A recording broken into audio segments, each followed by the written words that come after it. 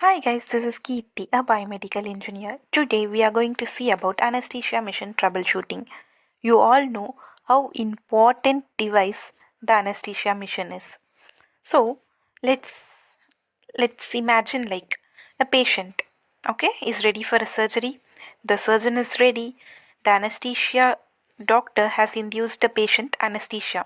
Now the patient is completely dependent on one machine to stay alive. That is anesthesia machine, that is known as anesthesia workstation. Unlike many other hospital devices, anesthesia performs three critical functions at the same time. It only delivers the oxygen because during anesthesia patient can't breathe on its own. It delivers anesthetic gases to make sure the patient is in unconscious state, and it supports ventilation. If this machine fails during surgery, the consequences can be immediate and severe. You can hear so much of news that patient has died due to anesthesia overdose, as patient has died due to anesthesia machine failure and all. So, the why? Because if that machine doesn't work, patient will not receive oxygen. If he didn't receive oxygen, he cannot breathe. So the patient may not receive enough anesthesia and the patient may stop breathing properly. As biomedical engineers, our responsibility is not just repairing that equipment. Our work directly impacts patient safety. Today, let's learn that how to troubleshoot the most common anesthesia machine problems. Okay, now let's start with the common situation. Okay, imagine it's an 8 a.m. This is the first surgery scheduled. Now the anesthesiologist presses the power button. Nothing happens. The anesthesia machine screen stays black. What he does is he'll call a biomedical engineer. Now the biomedical engineer goes. Before assuming a major failure, we should think logically as a biomedical engineer. I have said this in all troubleshooting videos that we have to always start with the simplest checks first. Is the power reaching the machine? We have to check for the wall outlet. We have to check the power cable. Is there any damages in the power cable? We have to check the UPS. We have to check the circuit breaker. Now, if the power is available, what we have to do? We have to inspect the fuse and power supply system.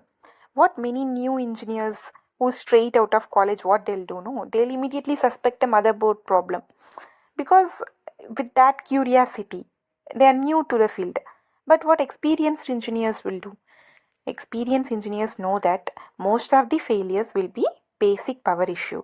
So remember this rule. Never start with the most expensive component. Start with the simplest possibility. So now we are going to see the most dangerous alarm which you're gonna encounter.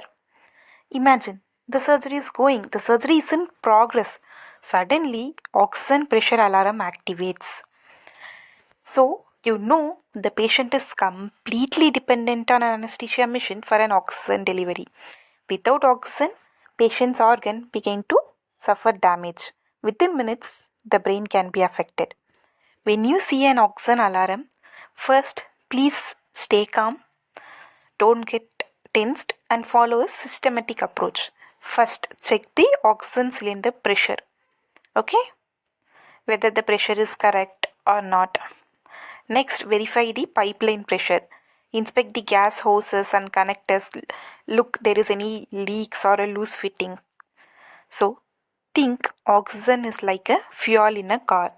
Without a fuel, the car stops running. Without oxygen, the human body cannot survive. Always verify the oxygen source before moving to more advanced troubleshooting. Okay? Now, let's get into another scene. The machine is powered on, oxygen supply is normal, but ventilator alarm starts sounding. Okay? The patient is under anesthesia, he cannot breathe effectively without support. One small leak can create a major problem. So, start inspecting by the breathing circuit. First, look for a breathing circuit. As always, check for the connection, check for any loose tubing, inspect the filters. Is the filter has any blockage or not? If it has any blockage, please remove that blockage. Check for the reservoir bag. Perform a leak test. Okay. A simple way to understand this is by thinking about a balloon. If a balloon has a hole, escapes no before it can inflate. The same thing happens in a breathing circuit. Air escapes before reaching the patient. Even if there is a small hole or a small problem, small leakage, the sufficient air will not reach the patient. So, never ignore a small leaks because they can quickly become a serious ventilation problem. Now, let's discuss the vaporizer. The vaporizer is the one which controls the delivery of anesthetic agents. If it fails, what happens? Patient may receive either too much of anesthesia or a too little of anesthesia. So, too much of anesthesia, it affects the blood pressure and recovery. Too little of anesthesia can cause patient's awareness during a surgery. Patient can feel pain and all. So always check vaporizer filling level. Again, I inspect for the leaks. Verify for the proper locking. Perform a calibration checks according to the manufacturer recommendations. And finally, remember the most important lesson. The best troubleshooting is preventing problems before they happen. Perform regular preventive maintenance, check oxygen sensor, perform leak test, verify alarm functionally, review service logs. A great biomedical engineer does not wait for equipment to fail. As a biomedical engineer, our duty is to identify the problem before it affects the patient. That is how we protect patient safety and ensure successful surgical procedures. Thank you so much.